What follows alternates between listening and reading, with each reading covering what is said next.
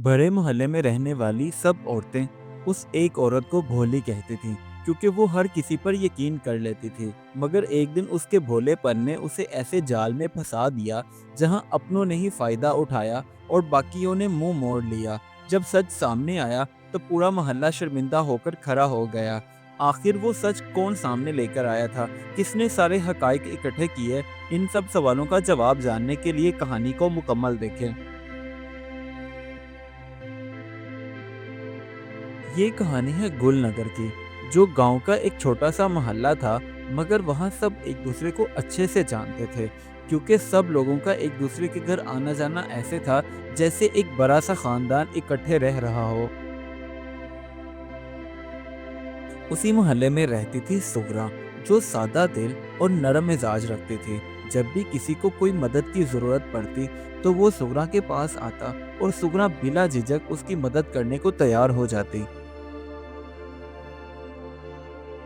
गांव की औरतें अक्सर सुगरा के पास आकर अपनी जरूरत पूरी करती। कोई नमक मांगती, कोई बर्तन मांगती, तो कोई पैसे उधार का कहती। मगर मजाल है कि कभी सुगरा ने किसी को इनकार किया हो, वो उनकी मदद कर देती। गांव की औरतें अपनी जरूरत तो पूरी कर लेती, मगर अक्सर सुगरा की शादी का मजाक बनाते हुए एक दूसरे से कहती, ये तो बहुत ही भोली है, अल्लाह ताला की गाय है, जो कहो झूठ सच मान लेती है, कभी कोई सवाल ही नहीं करती। मोहल्ले की उन चालाक औरतों में से एक औरत थी जिसका नाम था शकीला। वो बहुत ही तेज तरार और मतलबी औरत थी और अक्सर सोहरा की सादगी में अपना फायदा देखती थी। कई कई बार वो आती और बिना जरूरत के भी उसके घर से चीजें मांग कर ले जाती। इसी तरह एक दिन शकीला ड्रामा करते हुए आई और कहने लगी, सुगरा बहन मेरी बात सुनो, मेरा शोहर तुम जानती हो ना, शहर गया था काम से, वहाँ उसका एक्सीडेंट हो गया है। अब मुझे पैसों की ज़रूरत है, मैं मुश्किल में हूँ, कुछ रकम दे दो। सुगरा ने बगैर कोई सवाल जवाब किए जल्दी से गई और लाकर उसे पैसे दे दिए। इसी तरह अब दिन महीनों में और महीने सालों में गुजर गए, मगर शकीला ने सुगरा को पैसे देने तो क्या, कभी उन पैसों का जिक्र तक नहीं किया था कि मैंने तुम्हारे पैसे देने हैं। आहिस्ता आहिस्ता वहां के रहने वाली तमाम औरतों को सुगरा की आदत पड़ गई।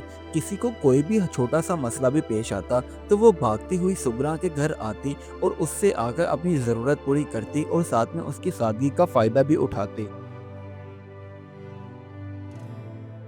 एक दिन सूरा के शोहर को पैसों की जरूरत थी, तो उसने जाकर उस बक्से में देखा जहां वो बचत के पैसे रखते थे। जब देखा तो उसमें पैसे बहुत ही कम थे। वो परेशान हो गया कि इतने सालों की बचत में सिर्फ इतने थोड़े पैसे।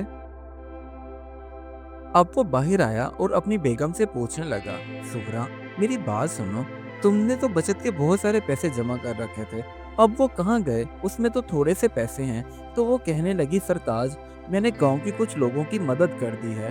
तो वो कहने लगा, मेरी बात सुनो, मदद करना अच्छी बात है, मगर हर चीज की एक हद होनी चाहिए। कमाल की बात करती हो तुम। मगर सुगरा कहने लगी, आप परेशान क्यों होते हैं? अब हमें ज़रूरत है तो हम उनसे अपनी दी हुई रकम वापस मांग लेते हैं।